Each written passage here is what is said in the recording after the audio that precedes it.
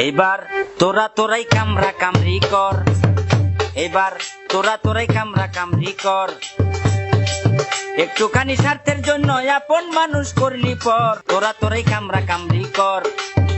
আস্তে খবর কি? আরে ভাবতারেন যে আমি মনে হয় খাসির দালাল। দালাল 15 তারিখ জলাশয় ফুলপুর। তাকে যে বিগ সাইজের একটা প্যাট। এই যে ভাই 650 সাথে খেচুড়ি কাঁচার আলু ভর্তা। কঠিন একটা মনে করেন বুফের আয়োজন করছে। শয়তানের সব ভেতরে আয়। এই যে মানুষগুলো দাঁড়িয়ে আছে অসহায়, নর নারী শিশু, কতদিন এরা খায়নি, আমরা এসছি ওদের জন্য কিছু করতে। এই জলাশয় রেস্টুরেন্টে কেউ আসবে না। কেন?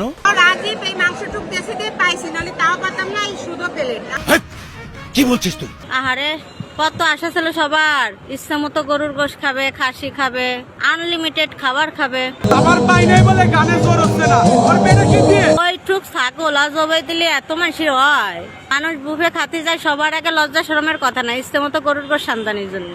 আসসালামু আলাইকুম। যেহেতু বুফের টেইলার ছিল এমন, সেহেতু মানুষের আগ্রহ ছিল বেশি। তবে গেস্ট কিন্তু তারা 300 জনের বেশি নেবে না, তাই জলাশয়ের পক্ষে কিছু কথা বলি। 300 জন গেস্ট মানে বড়সড় একটা বিয়ে বাড়ি। এত লোক হ্যান্ডেল করা এত সহজ না।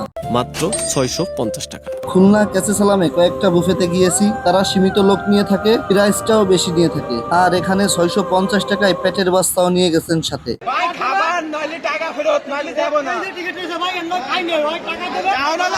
বুফেতে খাবার নষ্ট হয় স্বাভাবিক, তবে জলাশয়তে খাবার একটু বেশিই নষ্ট হয়েছে। মাত্র 650 টাকায় এত বড় আয়োজন করা জীবনেও সম্ভব না। তবে রেস্টুরেন্ট মালিক তাদের সুনাম ধরে রাখার জন্য আবারও রিস্ক নিয়েছে। জলাশয় মালিক পক্ষ এই সিদ্ধান্তে পৌঁছেছেন যে এই 15 তারিখের 230 জন গেস্টকেই তারা খাওয়াবেন, যার জন্য তাদের কোনো টাকা পে করতে হবে না।